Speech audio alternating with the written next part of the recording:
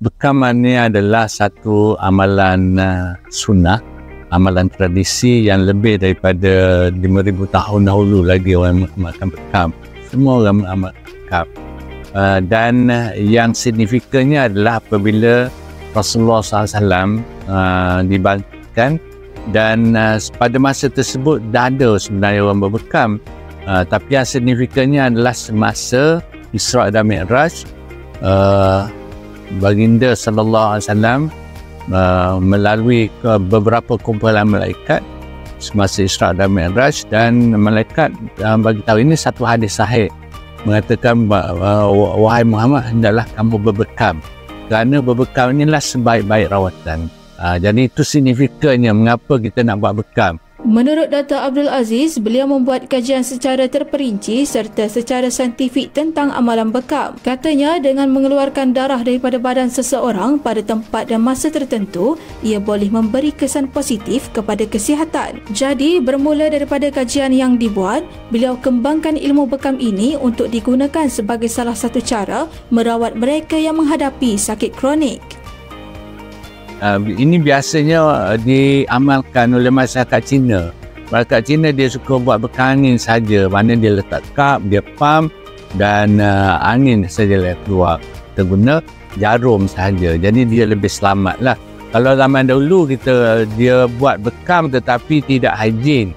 Dia guna tanduk lembu lah, guna buluh, macam-macam kan. Tapi sekarang ni sudah dimodernkan. Jadi kita tak ada lagi guna buluh lembu, kita guna mangkuk yang disediakan dan disuci hamba. Jadi tak ada penjangkitan kuman. Dan kita guna pump tiendut. Kalau dulu untuk create ataupun untuk membentuk hampa gas tu dia guna dibakar kan. Jadi sekarang ni telah dimodernkan. Jadi prosesnya lebih senang dan boleh boleh lagi senang diterima oleh masyarakat. Katanya dengan berbekam, pesakit akan mendapat banyak manfaat jika mengamalkan rawatan tradisional ini secara berkala. Beliau berkata dengan berbekam dapat merawat 72 jenis penyakit yang ada dalam badan individu tersebut. Antaranya penyakit vertigo, kencing manis, penyakit autoimun kronik SLE, masalah buah pinggang dan lain-lain. Menurut Dr. Abdul Aziz, golongan untuk orang berbekam terbahagi kepada beberapa bahagian. Katanya, bekam bukan sahaja untuk individu yang mempunyai penyakit kronik, malah individu yang sihat juga perlu berbekam untuk kesihatan badan. Yang pertamanya, golongan mereka yang berisiko tinggi. Katakan mereka ni sebelum ni keluarga mereka ada darah tinggi, ada kencing manis, ada sakit jantung, kolesterol tinggi. Dia sendiri belum ada. Itu orang panggil berisiko tinggi, ataupun dia ni badan gemuk kan. Itu orang yang berisiko tinggi. Jadi mereka ni walaupun belum ada apa-apa penyakit lagi, elok dia berbekam. Itu satu. Kumpulan yang kedua adalah mereka yang sudah ada penyakit. Katalah dia ada darah tinggi, eloklah buat bekam.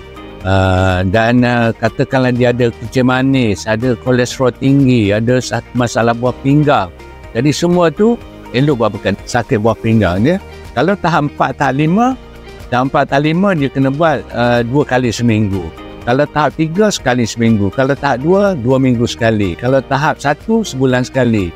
Kalau belum kena apa-apa, setiap 4 bulan buat. Mana orang normal pun perlu buat bekam.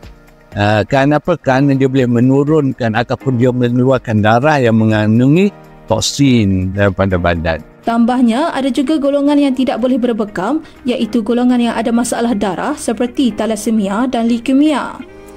Dr. Abdul Aziz berkata, rawatan bekam tidak memberi kesan sampingan kepada individu itu, dengan syaratnya mereka perlu melakukan pemeriksaan kesihatan terlebih dahulu sebelum berbekam. Katanya, setiap individu perlu memastikan keadaan diri mereka berada dalam keadaan baik sebelum berbekam untuk mengelak sebarang risiko atau komplikasi. Namun, stigma masyarakat mengenai kaedah rawatan alternatif ini masih belum jelas, sehingga ada yang berpendapat jika seseorang itu mempunyai penyakit kronik dan mereka melakukan rawatan bekam, ia akan menyebabkan masalah kepada kesihatan. Apa-apa pun perlu pada ilmu dan belajar kan. Jadi memang ramai orang bercakap pasal bekam tanpa ilmu. Dia tak tahu apa-apa pasal kan dia nak cakap. Itu yang menjadi masalah. Jadi yang penting sekali kita kena belajar, ya, dapatkan buku macam buku saya kan.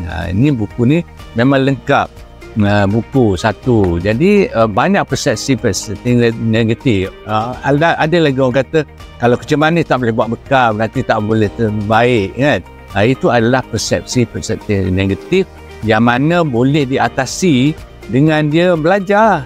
Dia kena tahu, dia kena tengok, belajar. Dan kami di sini kita adakan kursus bekam ni setiap bulan, supaya orang tahu apa beza bekam dengan demam darah contohnya. Kalau perempuan yang datang period, perlu lagi bekam ataupun tidak kan. Jadi orang kata tak perlu dah sebab dia buat dia datang period. Itu adalah benda-benda negatif yang orang tak tahu. Ataupun orang yang pernah demam darah, adakah perlu dia buat bekam lagi kalau sebab dia dah demam darah setiap bulan. Jadi itu adalah benda-benda yang orang panggil kadang-kadang kita ada persepsi yang negatif satu, yang keduanya kita tak ada knowledge, tak ada pengetahuan pasal tu.